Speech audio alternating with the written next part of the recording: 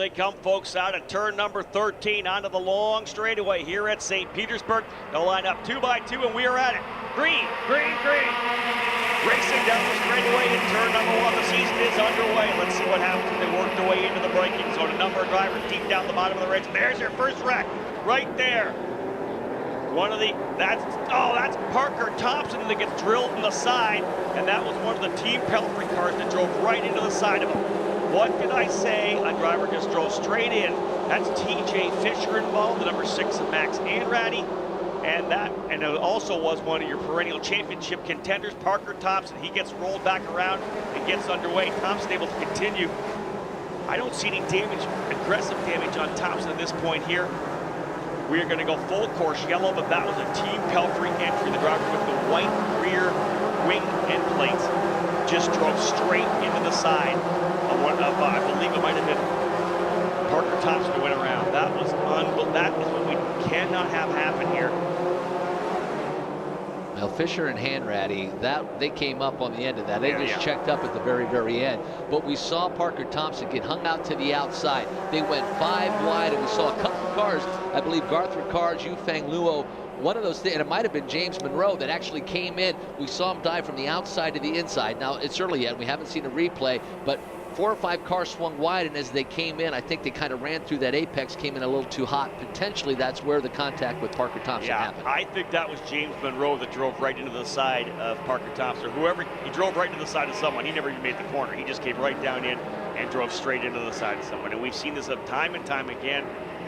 And as I said, it's just tough because, you know, the coaches are trying to tell these guys to be smart.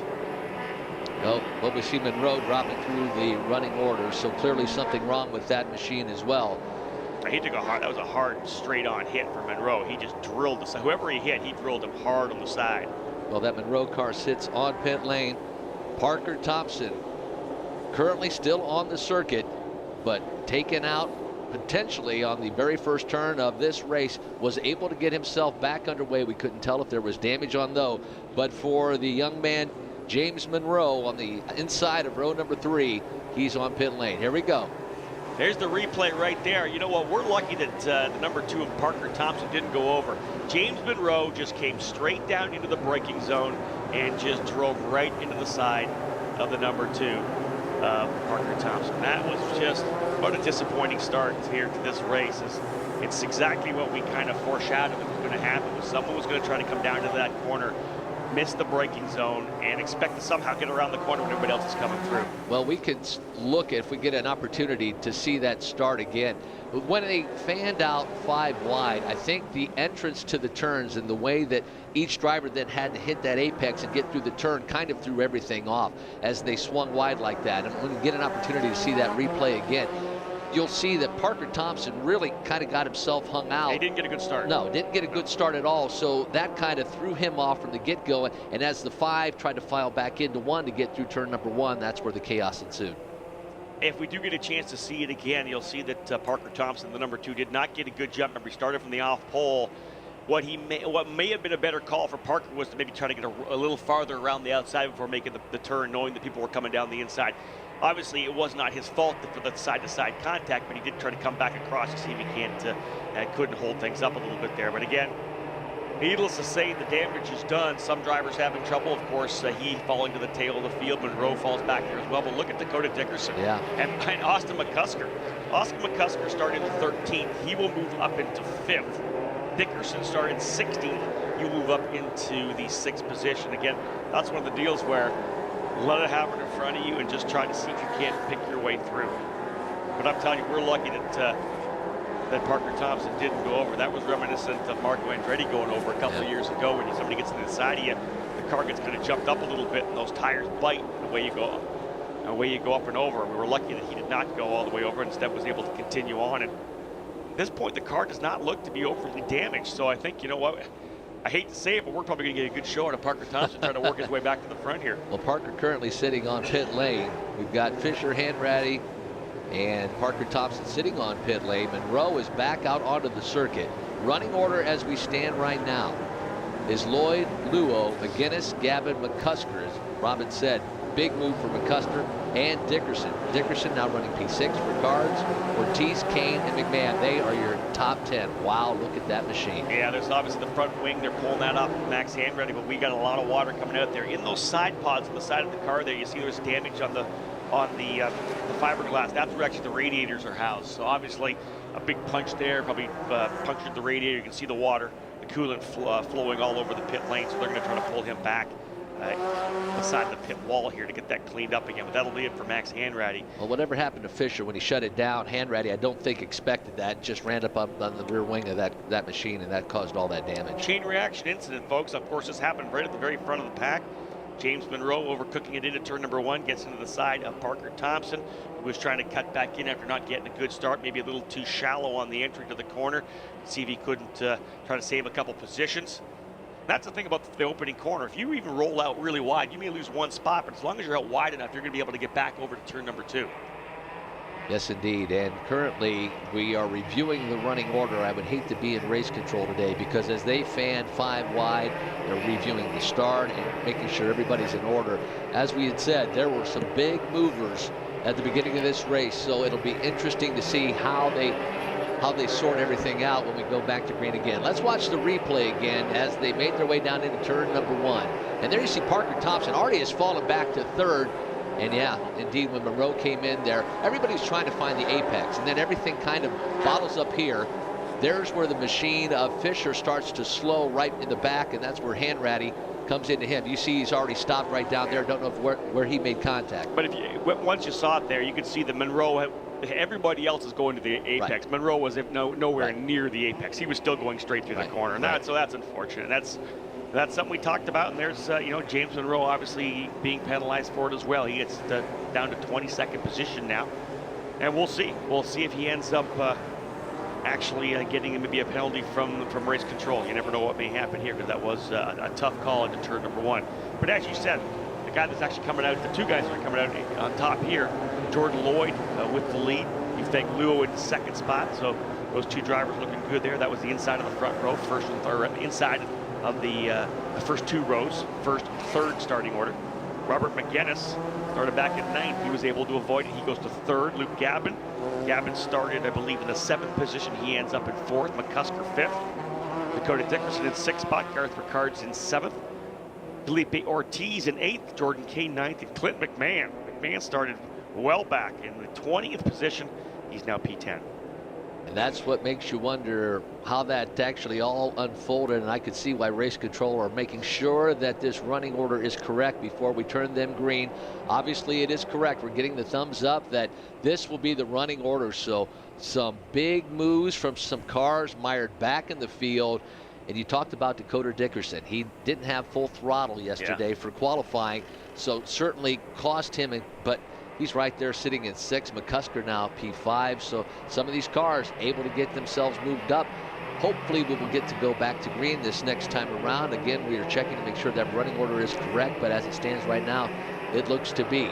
So now we get to do it all over again. Single file, thankfully. But how do things change? And you think about Parker Thompson really had a poor start, but for Jordan Lloyd now, just to get a good jump and not allow Yufeng Luo to be right behind him, right under that rear wing, so he has an opportunity to pass him in turn 1. Jordan Lloyd really, the whole restart rests in his hands, and what you want to do is get the best jump you can out of that final turn 14 once you see the green and go. Once you get those markers and go, and we'll see how Yufeng Luo does. Remember their teammates too. Yes, indeed. That's one of the key things. Yes. They're both with Pabst Racing, and they've got to go back and debrief. So they may just want to try to jump out and go to town. If Luo's got what it takes to challenge him, he may do it a little later on. Max Handready's race over that radiator done, as we saw. We figured, that machine was pretty beat up, and unfortunately he had nowhere to go. Just ran in the rear end of Fisher. The drivers settling into the positions. As we said, the lineup now as it stands on our timing and scoring. Jordan Lloyd, the Australian, will lead the way here. Yufeng Luo in 2nd. Robert McGinnis 3rd. Luke Gavin in 4th. Austin McCusker 5th. Remainder of the top 10 sees Dakota Dickerson, Garth Ricard, Felipe Ortiz, Jordan Kane, and Clint McMahon. Well, we're still doing a little bit of cleaning. You know, the one that I'm interested to see and keep an eye on this restart. Dakota Dickerson, who we know had a quick car. He was the scholarship winner, drives that Mazda Soul Red machine. Talented young man, and really good start for him to be able to move up 10 positions in just that start of the race right here. You know what? He's an ex-karter who moved from the junior ranks to the senior ranks when he was only 14 years of age. Was a tall kid, so he was able to move up to make the weight to be able to run the senior category. And when you run karts like that, you have that razor reaction time because you have to. The karts are so nimble. And you know, Dakota did such a great job coming through. You know, the family doesn't have a lot of money, so they wanted to take him racing, and they did the Skip Barber program. And then they were able to get into a spec Miata, do a little bit of spec Miata racing as well out in Southern California. And he showed really well, learned a lot against some of the veteran drivers in SCCA, was able to garner the respect of the drivers he was racing with. Of course, he attracts the attention of Jeremy Shaw and gets voted into the scholarship, the Team USA scholarship. And everything's just kind of worked away for him. So he got into the Skip Barber program and won the shootout. Again, we talked about Spencer Piggott. He is the model for what you can do with the Mazda scholarships. For Dakota to be at the very bottom of that rung, just getting things rolling, I think he understands how much opportunity is in front of him. And you can't emphasize enough how much Mazda and their role plays in the development of these young drivers. And for a young man like Dakota Dickerson, as you said, family doesn't have a lot of money. For him to have this opportunity and shine, Spencer Piggott, a great example. What Mazda does truly is amazing, and it really is bringing open wheel racing back in the United States and putting it at the forefront again. I agree with that. It's just amazing to have them with us. We always thank our partners here with our program, of course. Cooper Tires, Mazda, always great to have them with us. This event itself, actually the Priority Marine Construction Grand Prix of St. Petersburg. Jordan Lloyd, ladies and gentlemen, leading the way as we get set to go back to green this time by.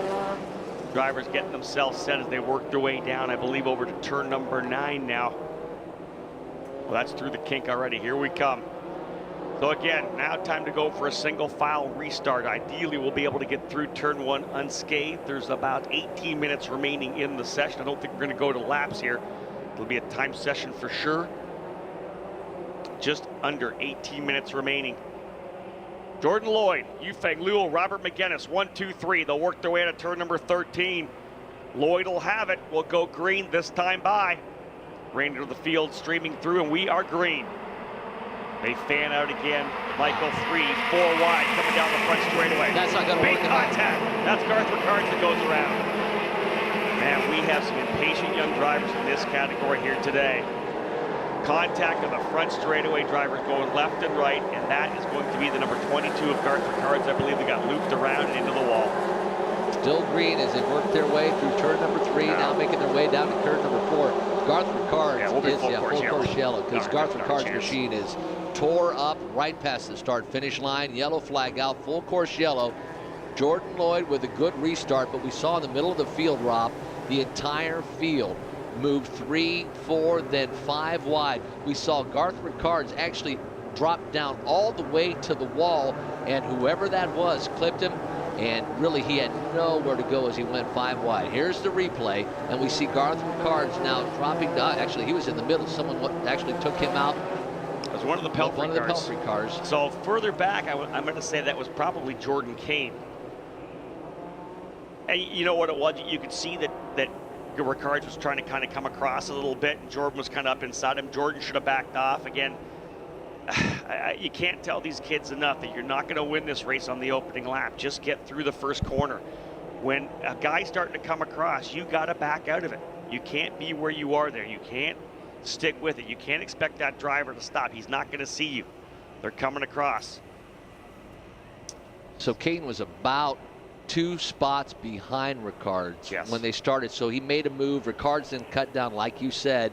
And as Rickards makes that move, gets turned around, that's an odd place. And I don't think in the 11 years I've been coming down and covering it that I've seen an incident actually by the start-finish line that just, again, a case of this front straightaway being so wide and drivers wanting to make, hey, I can make up some spots right now. If you do get a good jump out of turn 14, you got a guy ahead of you, you fan out.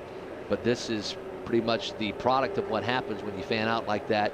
You make contact, and we had lost the machines of McMahon actually up to P5 now. So yeah, so the shakedown of this whole deal is absolutely unbelievable. It is so upside down. We've got Jordan Lloyd still leading, and folks, we've got 15 minutes to go here. There's a good possibility we may not get restarted here. Hopefully we'll be able to go green again if they're able to get the car Ricard's off and get it cleaned up a little bit. But right now, we've got Jordan Lloyd up front. We've got Yufeng Luo in second. Now we have to wait, of course, for him to shake down. Robert McGinn is still third. Luke Gavin fourth. Clint McMahon, who started all the way back in 20th position, is now on track, is recorded as fifth. This would be an amazing result for Clint. Obviously, we haven't done any racing yet, but just staying out of trouble alone, he's been able to get himself up into the top 5. Victor Franzoni in the 6th spot. Dakota Dickerson now 7th. Austin McCusker 8th. Anthony Martin 9th. And Felipe Ortiz in 10th spot. And we'll see if there's any shakeups here once they decide where they're going to place everybody. But just unbelievable right now, folks, the way things are shaking down here. You think about it. We've had 2 green flags. 2 green flags. All right. We've had 2 starts in this race, and Clint McMahon has moved from 20th to 5th. And I can't even fathom how that would possibly happen, but good for Clint if he indeed can stay in that position. Again, we're sorting the field out. Hopefully we will be able to get the Garth Ricard's incident cleaned up and get back to green flag racing and get a complete lap in, because it has been very exciting up to this point. If we could just get a lap going, these young drivers put on a heck of a show, but love to see them actually get a full lap in here, and we can see some racing outside of the turn 1 incidents. Well, let me tell you this. There's going to be a driver's meeting after this race. There will be. And there are going to be some hand slaps, because this is not the way we want things to happen here in the Mazda Road to Indy. These kids need to go racing, and they need to stop wrecking each other on the opening laps. So, folks, we're thrilled to be here, of course, as part of this this weekend. And the Mazda Road to Indy is proud to host over 800 guests this weekend, including guests from Cooper Tires, Allied Building Products, High Tide Boat Lifts, the Lucas School of Racing, and the Andersen Interior Contracting, as well as Mazda and Cooper Tire dealers. Been a lot of fun thus far this 2016 campaign, the sessions that we have watched, and again, between Cooper Tires and obviously everything Mazda does, these young open wheel racing drivers, to have it all under one ladder system to develop the growth of these young drivers. And as we talked about, Spencer Pigot now making his way to the IndyCar Series. He's done it all. USF2000, won a championship in Pro Mazda, won the championship in Indy Lights. To see the development, and fans, one thing you must remember, for those of you here at the circuit, these are names that you will hear 3 years from now, 5 years from now. We remember the start with names like Spencer Pigot, Zach Veach. These were guys coming up through the ranks, and these are the future stars of open wheel racing as they slowly make their way through. Some rise a little bit quicker than others, but this is what it's all about. To be able to come to a circuit and go, I don't know who any of these drivers are. Now you know, because you're able to see them year after year after year. And the funny thing is, the Spencer Pigots, the Neil Alvaricos, the Scott Hargroves, they were all part of this chaos back in USF2000 as well. They learned through this chaos to try to not have it happen later on in their careers, and they were able to get through that. It's the painful part of learning. There's no doubt about that. Folks, we do want to send a warm welcome out to Ryan Cooper and Renato Hahn, the winners of Pit Suite and Pit Lane passes for this weekend, courtesy of Palmetto's Andersen RacePark, for setting a time closest to the best lap mark set by Verizon IndyCar Series veteran Sebastian Bourdais, who's a regular at the state-of-the-art karting facility. I've been told that Sebastian goes out to the Andersen RacePark usually once a month, gets out there and has a little fun, does a little bit of karting, and there's a guy that likes to go back to his roots, like so many of the guys do, especially in Indianapolis as well. But Sebastian goes out to Andersen RacePark, pounds out some laps in the karts they have there. Just a lot of fun. The purest form of racing. You'll hear drivers say it time and time again. The purest form of racing, back to the early days of karting. Yep. It's just you and the engine and the chassis. Yep. It's people that absolutely love it. So Andersen RacePark is a 13-turn, 0.6 of a mile go-kart track. It's just over the Skyway Bridge in Palmetto, Florida. It features arrive and drive high-speed karting. You don't have to have any experience. It's also home to the headquarters of the Mazda Road to Indy as well, as they have a professional go-kart team there, the Andersen Racing Academy, which trains tomorrow's Mazda Road to Indy and IndyCar stars right in southwest Florida. Andersen RacePark can host your next team building and corporate events, as well as bachelor parties, leagues, and more. Karting is where drivers begin, and ages 5 and up are welcome. And you know what? You see a young Sebastian Weldon out there every once in a while as well, too. And we see that. That's the great thing about karting. We get kids 5, 6, 7 years of age, and It's kind of odd sometimes. You see these kids that are 8, 9, 10 with racecraft that you expect out of an IndyCar driver.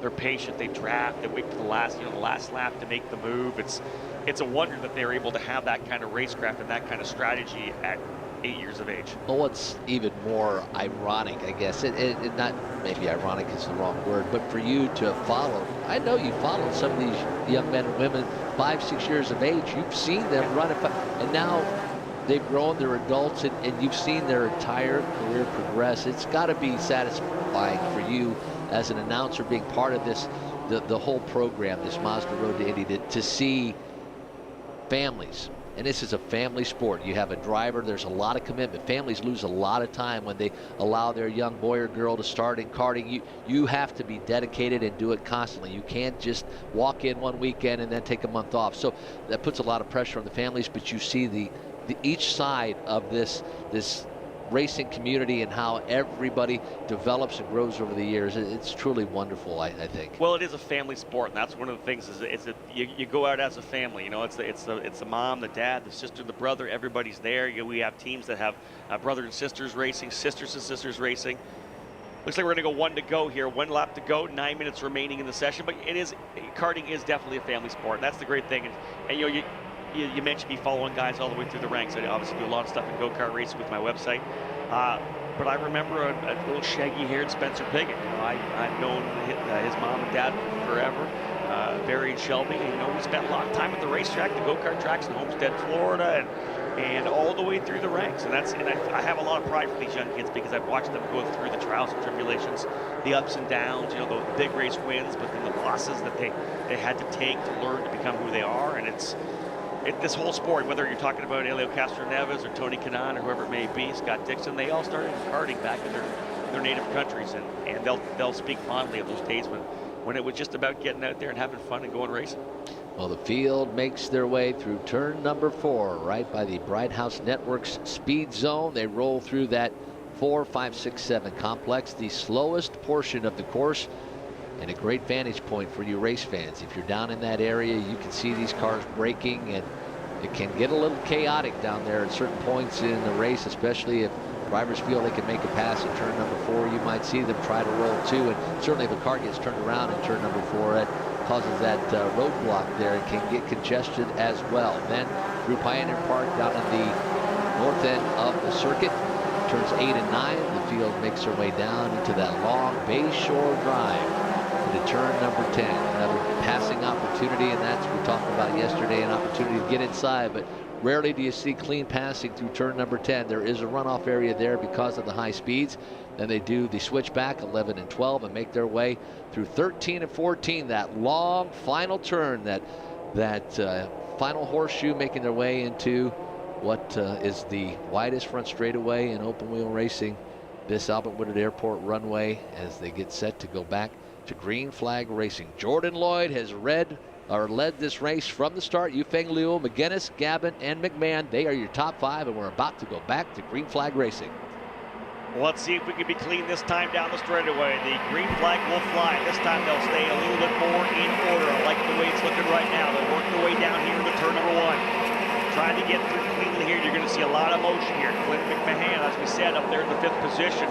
He does not have the speed to hold that spot. You know he's going to be attacked very quickly. Victor Franzoni going to work on McMahon for that position, P5. Everyone's settling in. Parker Thompson's got to get work done here, folks. We're looking at maybe 3 or 4 laps for this race. Out front, Lloyd able to hold off Luo right now. McGinnis coming under pressure from Luke Gavin. Franzoni going to try to work his way by here soon. You know you'll see passes down the straightaway. McMahon gets real loose coming out of turn number 4 there. He really kicked the rear end and almost tagged the wall as he's trying to hold off Franzoni. Franzoni to the outside. Here they come 2 by 2. McMahon, he's got the Lions behind him right now.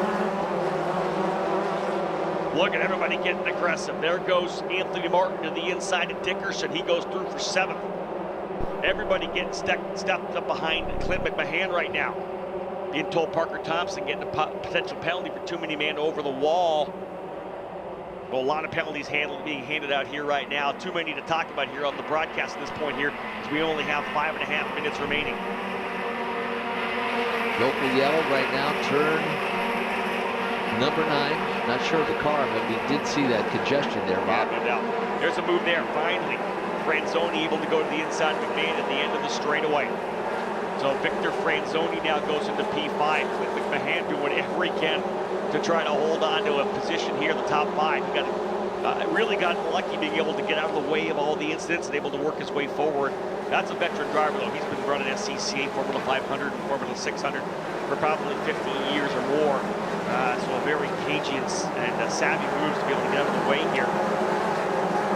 Lucas Cole, we understand, running slow on the field. You know, we're talking about the restart real quick. I think Jordan Lloyd, what he did different on that final restart than the one before, he really didn't allow the field to bunch up. I think he kept a better pace, and it strung the field out a little more, which allowed us to get down to turn number 1. This restart before that, he really slowed through 13 and 14, and that packed everybody up. That was it, and that chain reaction, you know, you give these kids the opportunity to attack, and they're going to do it. If they're on the throttle, you're not going to get off. You're going to move to the inside, and everybody started like kind of tiling over, moving to the inside.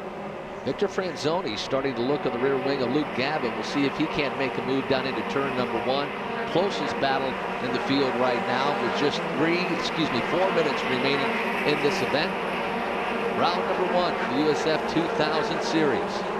It's Lloyd, Luo, McGinnis, Gavin, and Victor Franzoni. That battle for 4th ensues. Behind the top 5, Martin runs in 6th spot, McMahon in 7th, Dickerson 8th, Ortiz 9th, McCusker 10th, Mackay Stevens up to 11th, Edel Ostoshkin in 12th, Isla Agron up to 13th, Tazio Otis 14th, and Sam Chastain now into the 15th spot. Eric Filgaris leading the way in the national category drivers. I really have only doing half a many laps of these tires. They are dancing right now as they come out of turn number 3 and 4, number 5. Everybody's settling in here now. Anthony Martin actually starting to close up on Victor Franzoni. He was quicker than him last time by. So Martin looking to see if he can't work his way into the top 5. Luo, though, 1.2 seconds behind Jordan Lloyd. You see it there on the big screen. Jordan Lloyd with a pretty nice little advantage here now. Here's a shot. That is the number 80 of McGinnis, the Team Pelfrey car. He has got Gavin and Franzoni all over him. Gavin's right there to make a move, yeah. Look for a position overtaking potentially here down into turn number 1. Let's see if he's close enough. He's not. So McGinnis doing a good job getting some forward bite coming up at 13. You've seen those cars get real loose coming through turn number 13. They want the rear end, want to step out and they get back onto the power. New fast lap just laid down there by Anthony Martin, the number 8, a 114.880. So there's one of the drivers on the move. But again, Gavin tried to make a move, took a look inside there in turn number 4. This would be a great recovery for Jay Motorsport. Jay Green and his family ran a partial season last year. The driver elected to stop running the season, and they went back and kind of regrouped. They've got a couple of drivers. One here this weekend, Luke Gavin and Cameron Dawson with them for the remainder of the season. And for them to maybe get a top 5 run would be great for Jay Green. Oh, Victor Franzoni is all over the rear wing of Luke Gavin. We see that battle now into turn number 10. It's basically Gavin, Franzoni, Martin, nose to tail right there as they work their way through the final portion of this circuit. Well, and here's Franzoni. He's kind of driving for his life, just like we talked about with a couple other drivers. He's trying to see if he can't get a ride for the entire year. He's got enough budget to run a couple of races. We believe. We don't know if he's going to be with arms up for the full season. He would love to see if he can't get himself into the top 3 here, because Gavin's not doing anything with McGinnis right now. Less than 2 minutes remaining. I expect we're probably going to try to go for maybe 2 more laps here. Jordan Lloyd looking for a triumphant recovery. Here we come. There's a move to the inside. That's him going to the outside. Franzoni tried the outside. No. Franzoni tried the outside into turn number 1, and if you get it around there enough when they come back to turn 2, but Franzoni's a veteran. He thought better of it and realized, you know what, I may get this. Oh, there's a move. That's Martin to the inside of turn number 4. Book it. He's through. Anthony Martin goes to P5. Great racing here in USF2000. This is what we were waiting for. I think Victor Franzoni, after he tried to make a move on the outside, was thrown off, lost a little bit of momentum. So Anthony Martin able to attack into turn number 4, able to make that pass. This is the penultimate lap. We'll get the white flag next time by. But a great pass, and Anthony Martin, patient back there, took advantage of Franzoni's mistake as he tried to go around in turn number 1. This is one of the things we saw with Anthony Martin last year, he was very consistent. Didn't really make many mistakes at all. Only one time or 2 times, I think, outside the top 10 or top 5 even. He was so consistent all year long. Does not make the mistakes. Here he is fighting himself back now into the top 5, despite starting deep in the field. Remember, he started back in 6th position, but fell all the way back to, I think, 15th at one point. Was able to move forward in the next yellow flag. White flag flying this time by. 1 to go. Jordan Lloyd, who ran Winterfest last year in the first couple of races, went on to win Australian F4, took the scholarship money from that championship to come back here to the Mazda road to Indy. Very impressive right now as he leads by 1.7 seconds over Yufeng Liu. It's a Pabst 1-2 right now. Cape Motorsports, you got to go down to 5th position. 5th, 11th, and 18th. Not a standard Cape Motorsports start to a USF2000 season. Martin looks like he still wants to try to find a way past Gavin, but not much opportunity from here on. You know what? We got to give some props to Robert McGinnis. If he's able to bring it here, what a rookie start for that rookie would be to put it on the podium.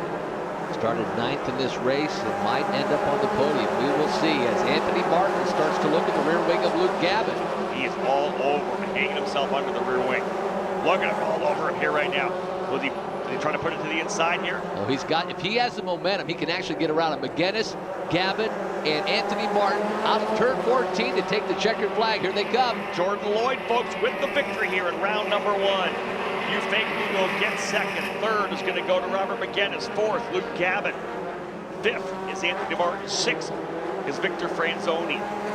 7th, let's see who brings it home here to 7th position. Watching line diving as he rolls through as Jordan Lloyd with the victory. Dakota Dickerson, actually, no, it's Clint McMahon able to get through there for 7th. What a run for McMahon. Dickerson 8th, Listoshkin 9th, and Isla Agron rounding out your top 10. But you have got to give props right now to Jordan Lloyd. What an impressive run for Jordan in number 21. A 1.5 second victory for Lloyd.